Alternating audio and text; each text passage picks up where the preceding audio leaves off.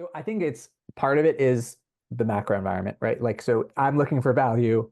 I'm not going to overspend on this product. I'll go to another place in order to go cheaper.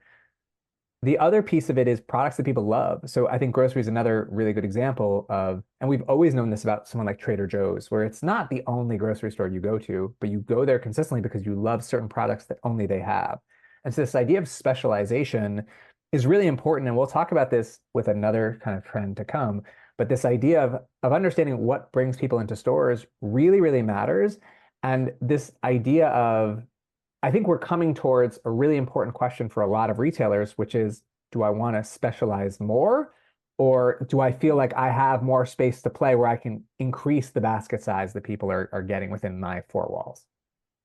Well, Yeah, and I and have then to imagine, this is going to bring in a lot more loyalty conversation and the Uh, importance of those loyalty programs too, so that you do feel justified in spending more money in some of those stores than you normally would.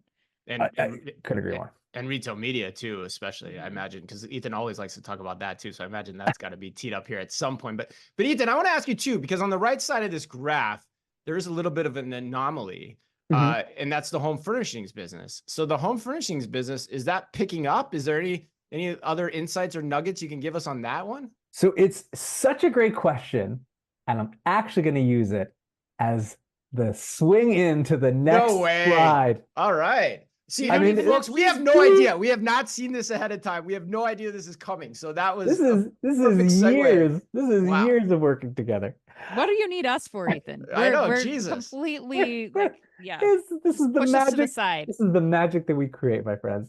Yeah. So the second half comeback, All I will right, the give second it. half comeback. I'm giving it, and this is home improvement, home furnishings, electronics, even movie theaters. Giving it a really potentially positive B minus. And it would have been a C because these are segments that have been getting hit, right? And they're hit for a lot of reasons. They're hit because of the pull forward of demand and what those demand cycles were in that space. And they're hit especially because of the macroeconomic environment.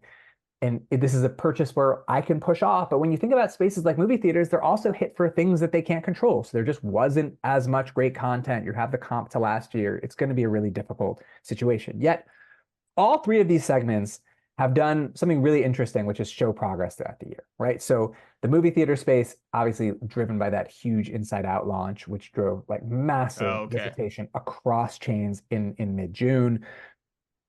Home improvement and home furnishings both seeing their visits kind of uptick fairly steadily as we head into later and later in the year. Consumer electronics as well.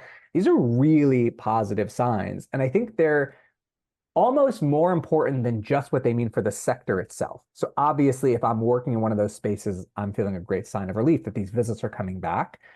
But there's also an element of what it indicates about those purchases. So I think the demand cycle obviously is a key piece.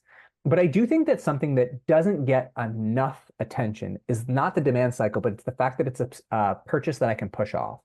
And so if I'm uncertain about the economic environment and I'm uncertain about where it's going to be in a few months' time, I take a purchase like that and I'm like, I can wait a few months. Right. The idea that we're getting closer and closer to that point where consumers are willing to spend indicates not just spending capacity, but confidence in the spend, which I think is an even more important potentially indication for the wider retail market.